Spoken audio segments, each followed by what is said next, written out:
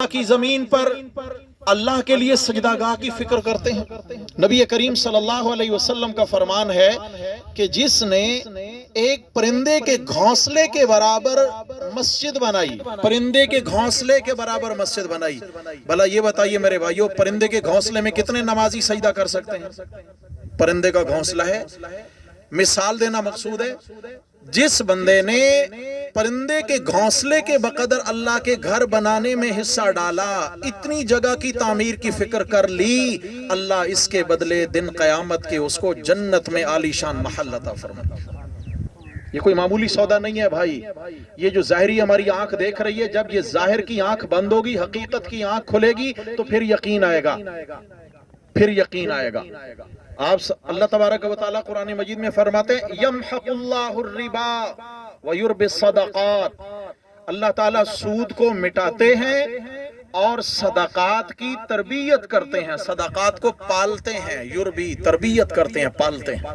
نبی علیہ السلام نے فرمایا کہ جس طرح بکری اپنے بچے کو دودھ پلا پلا کے جوان کرتی ہے، تم جو تھوڑا سا صدقہ اللہ کی رضا کے لیے دیتے ہو، تھوڑا سا مال اللہ کی رضا کے لیے خرچ کرتے ہو، اللہ تعالیٰ اس تمہارے صدقے کی تربیت کرتے کرتے پالتے پالتے اس کو دن قیامت کے جب تمہیں عطا کریں گے تو یہ پہاڑوں کے برابر نیکیوں کا ڈھیر بن چکا ہوگا۔ اور ایک صحیح حدیث کے الفاظ ہیں، طبرانی کی حدیث ہے، آپ علیہ السلام نے فرمایا کہ ایک شخص صدقہ دیتا ہے اللہ کے لیے، 1 روپیہ دیا، ایک شخص کو پکڑایا کہ یہ کہیں مستحق کسی کو دے دینا، اس نے آگے پکڑایا، آگے آگے آگے، فرمایا بیچ میں اگر 1 کروڑ یا ایک روایت میں 6 کروڑ اگر لوگوں کے ہاتھوں سے یہ صدقہ گزر کے مستحق تک پہنچتا ہے تو اللہ تبارک و تعالی جتنا اجر صدقہ کرنے والے کو عطا فرمائیں گے اتنا بیچ والے تمام لوگوں کو اجر عطا فرمائیں گے۔ تو جس ساتھی نے یہ قربانی دی ہے یہ جگہ وقف کے لیے، وہ تو یقیناً مستحق کے اجر و ثواب ہیں ہی۔ جن جن ساتھیوں نے سفارش کی، جن جن ساتھیوں نے ترغیب دی، جن جن ساتھیوں نے فکر کی، جس جس ساتھی نے دعائیں کی، جو ساتھی چل کے یہاں آیا اور جو ساتھی آج اس کے سنگ بنیاد میں دعاؤں میں شامل ہونے کے لیے یہاں آ گئے، انشاءاللہ ہم میں سے کوئی بھی اس مسجد کے ثواب سے محروم نہیں جائے گا انشاءاللہ۔ اور یاد رکھنا، یہ 1 گھڑی 2 گھڑی کا ثواب نہیں ہے بھائی۔ آج ہم یہاں بیٹھے ہیں، بنیاد پڑنے والی ہے، اور جس وقت سے بنیاد پڑے گی، پہلا بلاک رکھا جائے گا تو کھاتا کھل جائے گا، اور جب تک یہ مسجد یہاں موجود ہوگی تب تک یہ کھاتا ہم سب اجر و ثواب کا کھلا رہے گا انشاءاللہ۔ یہ معمولی مسئلہ نہیں ہے۔ تو اس لیے ہمیں ایک تو بخل سے کام نہیں لینا، سب سے پہلے ہم نے کیا کرنا ہے، مال دولت پیسہ کوئی چیز نہیں، ہماری اس پہ واللہ کوئی نظر نہیں ہے، نظر اس پہ رکھنی ہے جو خزانوں کا بادشاہ ہے، جو خزانوں کا بادشاہ ہے۔ یہ جگہ بھی اسی کی، یہ گھر بھی اسی کا، اور جو اوپر سامان میٹیریل لگنے والا ہے اس کے خزانے بھی کس کے پاس ہیں جی؟ ہم نے کیا کرنا ہے، ہم نے دعائیں بڑھ چڑھ کے کرنی ہے۔ ہماری کوئی نماز مسجد قباء کی تعمیر، ترقی، آبادی اور اس مسجد کے ہدایت کا مرکز بننے سے خالی نہیں ہونی چاہیے۔ ایک ایک دعا میں مسجد قباء شامل ہو، اور آج سے فکر شروع کر دیں، اپنے گھروں میں جا کر کہہ دیں، گھر کی خواتین کو کہہ دیں، مسجد قباء کی تعمیر کے لیے، اس کی آبادی کے لیے دعائیں شروع کر دیں۔ آج ہم دعائیں کریں گے، اور جتنے لوگ یہاں آ کے سجدے کرتے رہیں گے قیامت کے دن تک انشاءاللہ ایک ایک کی نمازوں کے برابر اللہ ہم سب کو ان کی نمازوں کے بقدر اجر عطا فرماتے رہیں گے۔ آپ صلی اللہ علیہ وسلم نے جب مسجد نبوی شریفہ کی تعمیر فرمائی، آپ علیہ السلام نے فرمایا کہ پہلی اینٹ میں رکھوں گا، یہ حدیث بیان فرمائی، من بنا للہ مسجدہ، جس نے اللہ کے لیے مسجد بنائی۔ پھر لفظ دیکھیں، جس نے اللہ ہی کے لیے مسجد بنائی، کہ میں کیوں مسجد بنا رہا ہوں، یہ میرا ذاتی اڈا نہیں ہے، میری جاگیر نہیں ہے، میری پراپرٹی نہیں ہے، یہ اللہ کا گھر ہے اور یہاں اللہ کے دین کا کام ہوگا۔ جس نے اللہ کی رضا کے لیے مسجد بنائی، بن اللہ لہ بیتا فی الجنہ، آج نیت کی ہے اس نے، اللہ اس کے بدلے جنت میں اس کا محل تعمیر کرنا شروع کروا دیتے۔ فرشتوں شروع ہو جاؤ، تم یہ یہاں کر رہا تم وہاں کر۔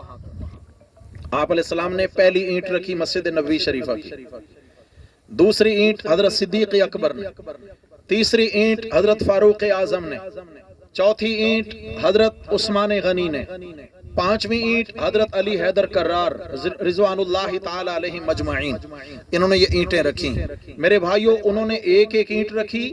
آپ نے فرمایا جو میری مسجد میں آ کر اکیلے ایک نماز پڑھے گا اللہ اس کو 50,000 نمازوں کا ثواب عطا فرمائے گا، اور لازمی بات ہے جو جماعت سے پڑھے گا 27 گنا 13.5 لاکھ نمازوں کا ثواب، 13.5 لاکھ نمازیں ایک نماز کے بدلے۔ اور جنہوں نے ایک ایک اینٹ رکھی قیامت تک، آج کتنے مسلمان شوق سے مدینہ جاتے ہیں، مکہ جاتے ہیں، وہاں نمازیں کتنے شوق سے ادا کرتے ہیں، تو انشاءاللہ ایک ایک کی نمازوں کا اجر جو ان کو ملے گا وہ میرے پیارے آقا علیہ السلام کے نام اعمال میں بھی، میرے پیارے آقا علیہ السلام کے تمام ان وزیروں کے نام اعمال میں بھی شامل ہوتا رہے گا۔ سمجھیے عظیم ہستی ہیں، بہت عظیم ہستی۔ مسجد نبوی تنگ پڑ گئی، نمازی بڑھ گئے۔ آپ علیہ السلام نے فرمایا بھائی یہ پیچھے ٹکڑا زمین کا ہے، کون ہے جو اپنے رزق حلال میں سے خرچ کر کے یہ ٹکڑا مسجد میں ملا دے؟ حضرت عثمان رضی اللہ تعالیٰ عنہ اٹھے، یا رسول اللہ یہ سعادت عثمان کے حصے میں آنا چاہیے۔ ہزاروں دینار خرچ کر کے جگہ خریدی اور مسجد نبوی میں شامل فرما دی۔ آپ صلی اللہ تعالی علیہ وسلم نے پھر اس جگہ کو ایک خاص نام سے نوازا، ایک خاص نسبت سے نوازا۔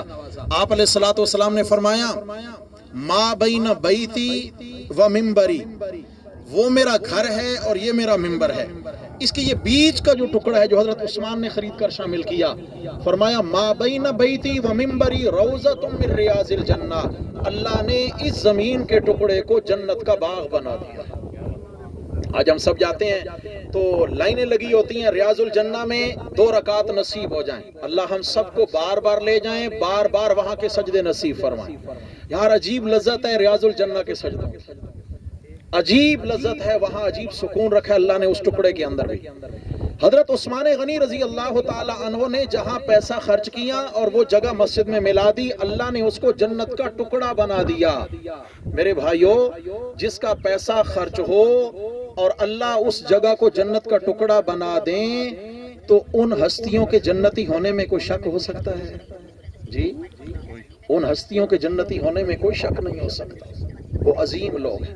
تو میرے بھائیوں آج ہم نقال ہیں، وہ اصل لوگ تھے، ہم نقال ہیں، ہم ان کی نقالی کرنے چلے ہیں۔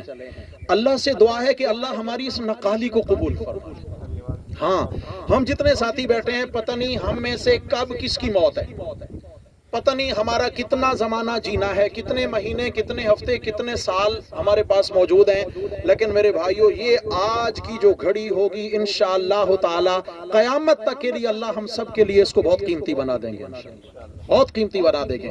اس کے لیے پہلی فکر ہم سب نے کیا کرنی ہے جی؟ دعاؤں کا اہتمام کرنا ہے، اس لیے کہ ہمارا یہ یقین ہو کہ کرنے والی ذات صرف کون سی ہے؟ اللہ کی ہے، اللہ ہی کے دروازے سے ہوگا، اللہ ہی کے در سے ہوگا، انہی کے دربار سے ہوگا، وہ چاہیں گے تو ہوگا، نہیں چاہیں گے تو نہیں ہوگا۔ اور انشاءاللہ اللہ کی چاہت ہے اللہ نے یہ جگہ قبول فرما لی۔ ایک تو ہم نے دعاؤں کا اہتمام کرنا ہے، اور دوسرا جتنا ممکن ہو سکے میرے بھائی، جتنا ممکن ہو سکے اپنا اکاؤنٹ کھلوا لیتے ہیں اللہ کے بینک میں، اپنا اکاؤنٹ کھلوا لیتے ہیں اور اس میں جتنا جمع کرا سکتے ہیں، جتنا جمع کرا سکتے ہیں، انشاءاللہ مرنے کی دیر ہے اللہ کئی گنا بڑھا کر دن قیامت کی عطا فرمائیں گے، کئی گنا بڑھا۔ دنیا میں ہم فکر کرتے ہیں نا کہ بھائی سرکاری جاب ہونی چاہیے، جب بوڑھے ہو جائیں گے ریٹائرمنٹ مل جائے گی تو پینشن آتی رہے گی، کچھ نہ کچھ کیا ہے چلتا رہے گا، جب کمانے کے لائق نہیں ہوں گے تو چلتا رہے گا۔ میرے بھائیوں جب قبر میں جا کے لیٹ جائیں گے تو کیا خیال ہے وہاں نیکیوں کی پینشن کی ضرورت نہیں ہے ہمیں؟ قبر میں لیٹ جائیں گے، لاکھوں سال وہاں لیٹنا ہے، لاکھوں سال وہاں گزارنے ہیں، تو اس کے لیے بھی ہمیں پینشن کی ضرورت ہے۔ انشاءاللہ آج جو اپنے ہاتھ سے ہم خرچ کر کے جائیں گے اس کا جو اجر ہے وہ بعد والوں کے ہاتھ کا نہیں۔ یاد رکھیے انسان کہتا ہے میرا مال میرا مال میرا مال، آپ علیہ السلام نے فرمایا نہیں، تیرا کوئی مال نہیں ہے، تیرا وہ مال جو تو نے کھا کے ہضم کر لیا، جو پہن کے تو نے بوسیدہ کر لیا، اور جو تو نے اللہ کی راہ میں خرچ کر کے محفوظ کر لیا، یہ تیرا ہے، باقی سب دوسروں کا، سب دوسروں کا۔ آپ سنتے رہتے ہیں نا کہ جب بٹوارا ہوتا ہے وراثت کا، جب بٹوارا ہو رہا ہوتا ہے، تقسیم ہو رہی ہوتی ہے، اس میں کیا ہوتا ہے، بیوی کا بھی حصہ ہوتا ہے، بیٹوں کا بھی ہوتا ہے، بیٹیوں کا بھی ہوتا ہے، ماں کا بھی ہوتا ہے، باپ کا بھی ہوتا ہے۔ اگر نہیں ہوتا تو اس بیچارے کا حصہ نہیں ہوتا جو کما کما کے قبر میں اتر گئے۔ حصہ ہوتا ہے اس کا کوئی؟ کچھ بھی نہیں۔ تو اس لیے میرے بھائیو، عقل مندی اور دانائی یہ ہے کہ اپنے ہاتھ سے ہم ارادہ کریں کہ انشاءاللہ تعالی اپنے ہاتھ سے اپنا اکاؤنٹ کھلوا کر اپنے ہاتھ سے خرچ کر کے جائیں گے انشاءاللہ تعالی، اپنے ہاتھ سے، اور وہ مال خرچ کریں جس پر 100% یقین ہو کہ یہ مال میرا پاکیزہ مال ہے، کیونکہ اللہ کی نظر یہ روپے پیسے پر نہیں ہوتی ہے۔ فرمایا ان اللہ لا ينظر الى صورکم و اموالکم، اللہ تعالیٰ کی نظر نہ تمہاری شکل و صورت پر ہے کہ یہ کتنا خوبصورت جوان ہے، اور اللہ کی نظر نہ تمہاری جیب پر ہے، نہ تمہارے بینک اکاؤنٹ پر ہے، بینک بیلنس پر کوئی نظر نہیں ہے۔ لیکن ينظر الى قلوبکم و اعمالکم، اللہ کی نظر تمہارے دلوں پر ہے، اس کے دل میں تقوی کتنا ہے، یہ میں اللہ کی رضا کتنی چاہتا ہے، یہ میں اللہ کی محبت میں آیا ہے، یہ میں اللہ کی محبت کے لیے دے رہا ہے۔ ممکن ہے میرے بھائیوں کوئی ایک بندہ 5 روپے کا سکہ اتنی محبت سے دے کے جائے، اتنی محبت سے دے کے جائے کہ شاید 5 لاکھ دینے والے کا صدقہ اس کا مقابلہ نہ کر سکے۔ یہ صرف کیا ہے، نیت کی بات ہے۔ تو انشاءاللہ ہم سب فکر کریں گے جی، انشاءاللہ ہم سب فکر کریں گے۔ اللہ تعالیٰ مسجد قباء کو بھی تعمیر فرما دیں، اللہ تعالیٰ غیب کے خزانوں سے اسباب مہیا فرما دیں، اللہ تعالیٰ یہاں نمازیوں کا بھی ایک جمع غفیر پیدا فرما دیں، اور اللہ تبارک و تعالیٰ یہاں تعمیر ہونے والے مدرسے جامعہ تعلیم القرآن کو بھی صحیح معنوں میں قرآن کی تعلیم کا مرکز بنا دیں۔ انشاءاللہ آج ہم بنیاد رکھیں گے، اور انشاءاللہ آنے والی کئی نسلیں یہاں سے استفادہ کریں گی، تو انشاءاللہ ان کا استفادہ ہماری بخشش کا ذریعہ بنے گا، ہمارا سبب بنے گا۔ اللہ تبارک و تعالی میرے آپ کے ہم سب کے حامی و ناصر ہوں۔ اللہ آپ تمام ساتھیوں کی تشریف آوری اپنی بارگاہ میں قبول فرمائیں۔ اللہ تعالی ہمارے دوست، ہمارے بھائی مولانا عصمت اللہ عثمانی صاحب کی خزانہ غیب سے نصرت و مدد فرمائیں۔ اللہ تبارک و تعالی قبول و منظور فرمائیں۔ اقول قولی ھذا استغفر اللہ و اتوب الیہ، آخر دعوانا ان الحمد للہ رب العالمین۔ ابھی سارے ساتھی حضرت صاحب کے ساتھ چلتے ہیں، وہاں پر سنگ بنیاد رکھتے ہیں، پھر یہاں واپس آ کے کھانے کی ترتیب رکھتے ہیں انشاءاللہ، پھر آ کے کھانا کھاتے ہیں، وہاں دعا بھی انشاءاللہ وہیں کر لیں گے، اور سنگ بنیاد میں بھی آپ سب شامل ہو جائیں۔